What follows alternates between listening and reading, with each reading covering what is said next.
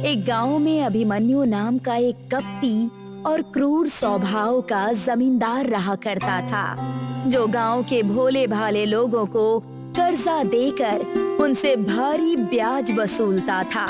आज अभिमन्यु अपने दो साथी वीरू और विनय के साथ वसूली के लिए निकला था। तभी उसकी नजर गांव के ही एक किसान अशोक पर पड़ी। इस साल तो तेरी फसल बहुत अच्छी उगी है अशोक। मुझे भी बता देना कि आखिर तू खाद में मिलाता क्या है। कुछ नहीं अभिमन्यु जी, मैं खाद में कुछ भी नहीं मिलाता, बस जी तोड़ मेहनत करता हूँ और ईश्वर से प्रार्थना करता हूँ और मेरी फसल हर साल अच्छी उगाती है। ये सब तो बातें हैं अशोक, सच तो ये है कि तेरी जमीन गांव की और जमीनों के मुकाबले उपजाऊ है। एक काम कर, तू अपनी जमीन को मुझे बेच दे, मैं तुझे जमीन की मुंह मांगी कीमत दूंगा। नहीं अभिमन्यु जी, ये जमीन मेरे पिताजी की निशानी है। उन्होंने इसी जमीन पर बड़ी मेहनत से हल चलाकर मुझे पाला पोसा और बड़ा किया है। मैं उनके आखिरी निशानी को कैसे बेच सकता हूँ? अशोक, मैं तुझे जमीन की 2 गुनी कीमत देने को तैयार था। उन पैसों से तू इस जैसी 2 और जमीन खरीद सकता था, लेकिन कोई बात नहीं, जैसी तेरी मर्जी। इतना बोलकर अभिमन्यु अपने दोनों साथियों के साथ वहां से चला गया और क्रोधित होकर अपने साथियों से कहने लगा, पता नहीं ये अशोक अपने आप को क्या समझता है। मैं उसे उसकी जमीन की 2 गुनी कीमत देने को तैयार था, फिर भी उसने मुझे अपनी जमीन नहीं बेची। ये तो आपका बहुत बड़ा अपमान है सेठ जी। भला आपकी बात को गांव में कौन काट सकता है, और न आज तक गांव में किसी ने आपकी बात काटी है। वीरू सही कह रहा है सेठ जी, अगर ऐसा ही हाल रहा ना तो इस गांव के लोगों के मन में आपका डर समाप्त हो जाएगा। तुम दोनों चिंता मत करो, अशोक की उपजाऊ जमीन पर मेरी बहुत समय से नजर है, लेकिन अशोक एक पढ़ा लिखा इंसान है। मैं उसकी जमीन जबरदस्ती नहीं छीन सकता, लेकिन छीनूंगा जरूर, क्योंकि मेरे दिमाग में जो योजना चल रही है, अगर वो सफल हो गई ना तो कुछ ही दिनों में उसकी उपजाऊ जमीन मेरे हाथ आ जाएगी। शाम को अशोक अपने घर आ गया। उसके परिवार में उसकी पत्नी अंजू और उसकी 10 वर्षीय बेटी निकिता थी। गांव में अशोक का मकान सबसे सुंदर बना हुआ था। अशोक के घर में उसका वफादार नौकर हरिया भी रहता था, जो अशोक के काम काज में हाथ भी बटाता था। आप आ गए मालिक। निकिता बिटिया कब से आपका इंतजार कर रही है। आप बैठिए, मैं आपके लिए गर्मा गर्म भोजन लगाता हूँ। आज मैंने भोजन में सब आपकी पसंद की चीजें बनाई हैं। कभी कभी सोचता हूँ हरिया कि अगर तुम नहीं होते तो मेरा क्या होता। सच तो ये है कि मेरे परिवार को तुमने ही संभाल रखा है। ये कैसी बातें कर रहे हैं आप। आपने मुझ अनाथ पर भरोसा किया, सड़क से उठाकर मुझे अपने घर पर लेकर आए और मुझे काम दिया, वरना मैं तो इस गांव में हर घर में धक्के देकर बाहर निकाला गया था। हरिया ने गर्मा गर्म भोजन परोस दिया। अशोक अपने परिवार के साथ भोजन करके सो गया। अगली सुबह उसकी पत्नी अंजू अशोक को घबराते हुए उठाती है। सुनिए जी, जल्दी उठिए जी। क्या हुआ? तुम इतनी घबराई हुई क्यों हो? मुखिया जी अभी अभी बोल कर गए हैं, अपने खेत में आग लग गई है। हरिया खेतों की आग बुझाने के लिए ही गया है। अंजू की बात सुनकर अशोक बुरी तरह से घबरा गया और वो खेतों की तरफ पहुंच गया, मगर उसने देखा कि उसके खेत जलकर राख हो चुके थे। अशोक बोला, हे भगवान, ये क्या हुआ? मैंने तो सरकारी बैंक से कर्जा ले रखा है। सोचा था कि फसल बेचकर अच्छी आमदनी होगी। अब मैं कर्जा कहां से चुकाऊंगा? नई फसल उगने में तो 6 या 7 महीने लग जाएंगे। चिंता मत कीजिए मालिक, एक उपाय है। कैसा उपाय? क्यों ना आप अभिमन्यु से कुछ पैसे उधार ले लीजिए और 6 महीने बाद उसे पैसे लौटा दीजिएगा। हरिया की बात सुनकर अशोक सोच में पड़ गया। ठीक है, मेरे पास इसके अलावा और कोई चारा भी नहीं। अशोक अभिमन्यु की हवेली में पहुंच गया। तुम्हारे साथ बहुत बुरा हुआ है अशोक। जिसने भी किया है ना, ईश्वर उसे कभी माफ नहीं करेगा। क्या तुमने पुलिस में रिपोर्ट दर्ज कराई? नहीं अभिमन्यु जी, पुलिस में रिपोर्ट दर्ज करने से क्या फायदा। अब गांव में सीसीटीवी कैमरे तो लगे नहीं हैं जो पुलिस उसकी तलाश कर सके, और मेरी गांव में किसी से कोई दुश्मनी भी नहीं है। मुझे तुमसे ये उम्मीद नहीं थी अशोक। तुम एक पढ़े लिखे और बुद्धिमान व्यक्ति हो। बोलो, तुम्हें कितने पैसे चाहिए? मुझे सिर्फ 50,000 रुपए की जरूरत है। अभिमन्यु ने अशोक को 50,000 रुपए दे दिए और अशोक के एक पेपर पर सिग्नेचर भी ले लिए। अशोक पैसे लेकर घर चला आया, मगर कुछ ही दिन बाद अभिमन्यु अपने साथी वीरू और विनय को लेकर अशोक के घर पहुंचकर बोला, इस मकान को खाली कर दो। अभिमन्यु की बात सुनकर अशोक चौंक गया। ये कैसी बातें कर रहे हैं आप? तुमने मुझसे 50,000 रुपए कर्ज लिया था और एक सादे स्टैम्प पेपर पर अपना अंगूठा भी लगा दिया था।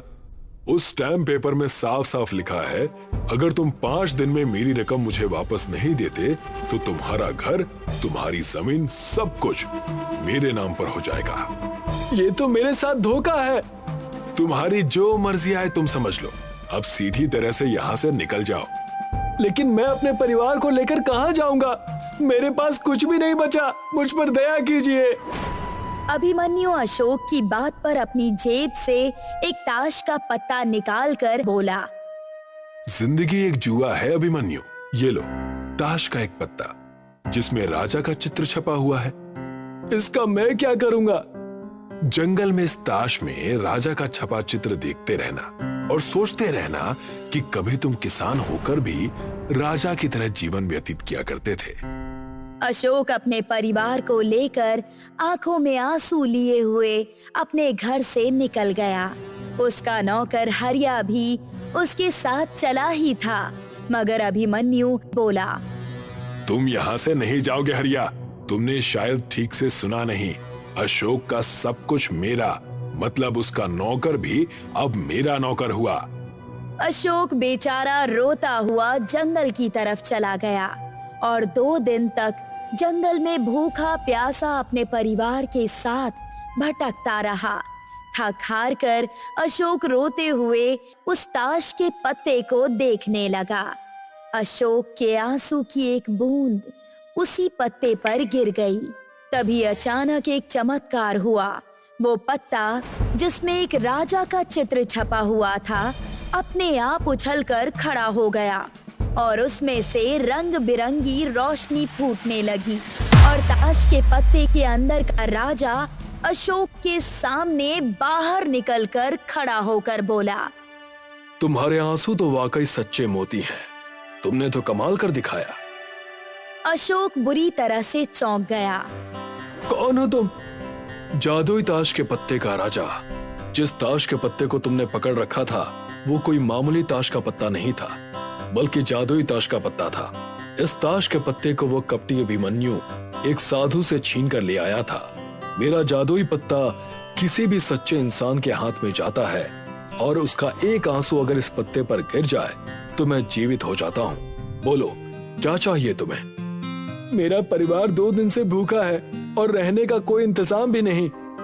जैसी तुम्हारी इच्छा। इतना कहकर उस राजा ने अपना हाथ घुमाया और हाथ घुमाते ही बेहद सुंदर ताश के पत्तों का महल बनकर तैयार हो गया। ये महल तुम्हारा है अशोक। आज से इसके मालिक तुम हो। इस महल के अंदर हर सुख सुविधा मौजूद है और खाने के लिए भोजन, पहनने के लिए कपड़ा, सब कुछ तुम्हें मिल जाएगा। तुम जो मुंह से बोलोगे तुम्हारे सामने हाजिर हो जाएगा। अशोक अपने परिवार को लेकर उस जादुई ताश के पत्तों के मकान में रहने लगा। कुछ दिन बाद अशोक को जंगलों में उसके ही गांव के न जाने कितने लोग भटकते हुए दिखाई दिए, जिनके घर अभिमन्यु ने छीन लिए थे। अशोक ने उन सबको अपने घर में रहने के लिए स्थान दे दिया। सारे गांव में ये बात प्रसिद्ध हो गई। जब ये बात अभिमन्यु तक पहुंची तो वो क्रोधित होकर अपने दोनों साथियों से बोला, ये सब क्या है? तुम दोनों जाकर पता करो कि आखिर ये चमत्कार अशोक के साथ हुआ कैसे। मैंने पता कर लिया है। आप जो वो ताश का पत्ता उस साधु से छीन कर लाए थे ना, वो जादुई पत्ता था। मैंने सुना है कि जो चित्र उस जादुई ताश के पत्ते पर छपा हुआ था वो राजा जीवित हो गया था और उसी राजा ने अपनी जादू की शक्ति से अशोक को सब कुछ प्रदान किया है।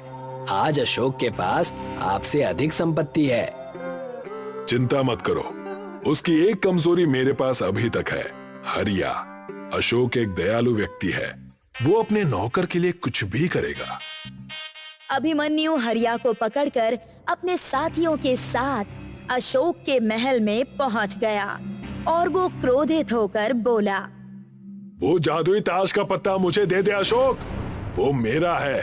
अगर तुमने वो पत्ता मुझे नहीं दिया तो मैं तुम्हारे नौकर हरिया को जान से मार दूंगा। मुझे बचा लीजिए मालिक, वरना अभिमन्यु मुझे जान से मार देगा। वो ताश का पत्ता इन्हें दे दीजिए। अभिमन्यु की बात सुनकर अशोक रहस्यमयी अंदाज से मुस्कुराते हुए बोला, अगर तुम्हें हरिया को जान से मारना है तो तुम उसे जान से मार सकते हो, मुझे उसकी कोई परवाह नहीं है। अशोक की बात सुनकर सब हैरत में पड़ गए। मुझे सब पता लग गया है अभिमन्यु, मेरे खेतों में आग किसी और ने नहीं बल्कि हरिया ने लगाई थी और मुझे जानबूझकर तुम्हारे पास जाने के लिए कहा उसने। यहाँ तक कि जब तुम मुझे धक्के देकर मेरे ही घर से मुझे बाहर निकाल रहे थे और हरिया को बुरा भला बोल रहे थे, वो भी सिर्फ एक नौटंकी थी, लेकिन फिर भी मैं वो जादुई पत्ता तुम्हें जरूर दूंगा। इतना कहकर अशोक ने वो पत्ता अभिमन्यु के सामने फेंक दिया। अभिमन्यु ने जैसे ही वो पत्ता उठाया वो जलकर राख हो गए। तभी ताश से वही राजा बाहर निकल कर आया। मुझे पता था कि ये एक दिन तुझसे पत्ता लेने जरूर आएगा। अब से इस पत्ते को तुम सदैव संभाल कर रखना। अशोक आज भी अपने जादुई ताश के पत्तों के महल